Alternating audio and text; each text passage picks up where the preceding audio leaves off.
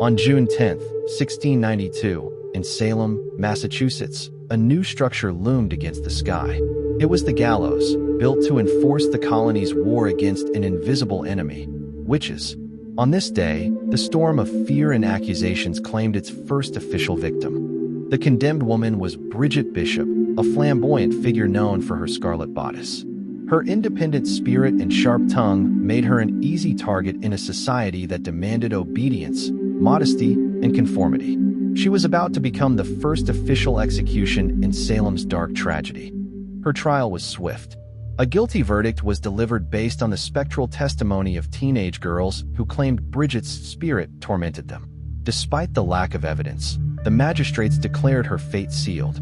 Justice and fear had merged into one terrifying force. As she climbed the steps to the gallows, Salem crossed a terrible threshold. The war of whispered accusations had become a war of public executions. The magistrates were proving that the threat was real, the law absolute, and punishment final. For centuries, the Salem trials were dismissed as religious fanaticism or mass hysteria.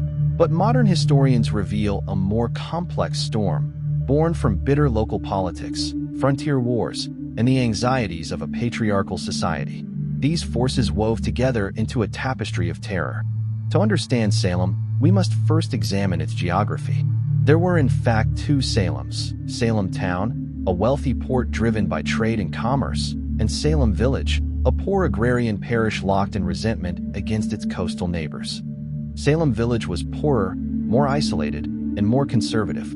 Its farmers viewed the wealthy merchants of Salem Town with suspicion, seeing commerce as a distraction from Puritan piety. This tension brewed for decades, deepening the divide between the two communities.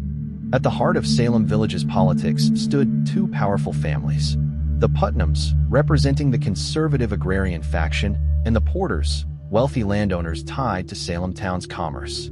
Their feud poisoned the village and split it in two.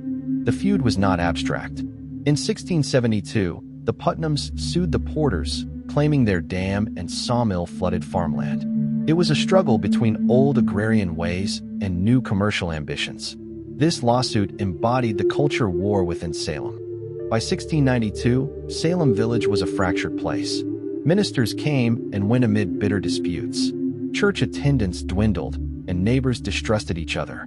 Beneath its pious surface, the village was a battlefield of envy, suspicion, and factional hatred. When the witchcraft accusations began, they followed the map of Salem's divisions. The Putnam faction supported the accusers, while the Porter allies were among the accused.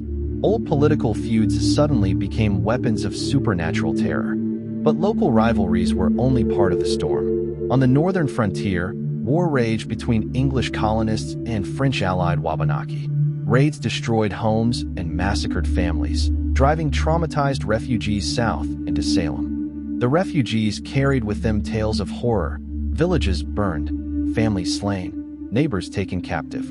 They arrived in Salem with scars of trauma, fueling a society already trembling with fear. Puritans saw their native enemies not just as warriors, but as agents of Satan. Captivity narratives described rituals as satanic rites, making the invisible war against the devil terrifyingly real and physical. Defeats in war were seen as signs of God's displeasure. To restore his protection, the community needed purity. Witch trials became a patriotic duty, rooting out hidden traitors, weakening the colony from within. Many accusers had lost family in the war. Mercy Lewis, a refugee orphan, lived with the Putnams and carried terrifying memories. Her trauma shaped the imagination of the afflicted girls and spread paranoia through the village. Into this cauldron stepped Reverend Samuel Parris, Salem's new minister.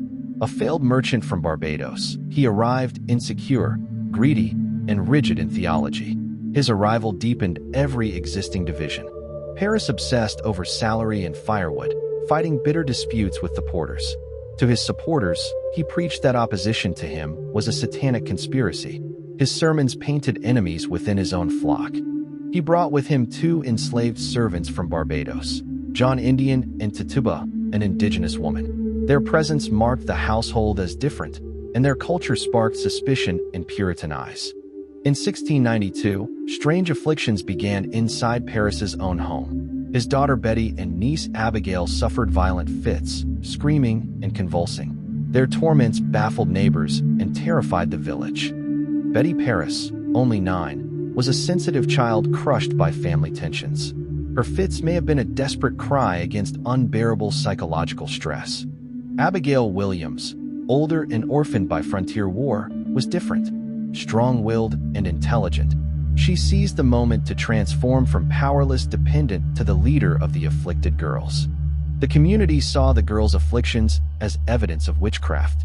Ministers and magistrates gathered, convinced that Satan had invaded the very heart of Salem village. Tituba became the first accused.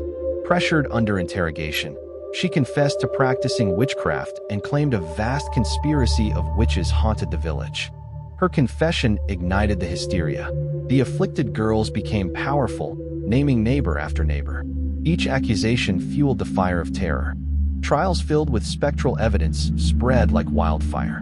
The accused stood helpless as invisible visions and dreams were accepted as truth. The gallows claimed more victims.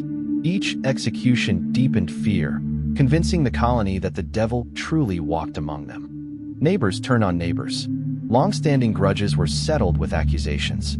Salem became a community devouring itself from within. By the time the hysteria ended, over 200 had been accused, 19 executed, and 1 pressed to death under stones.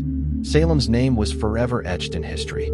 The Salem Witch Trials were more than hysteria. They were the product of war, politics, fear, and faith colliding in one tragic storm.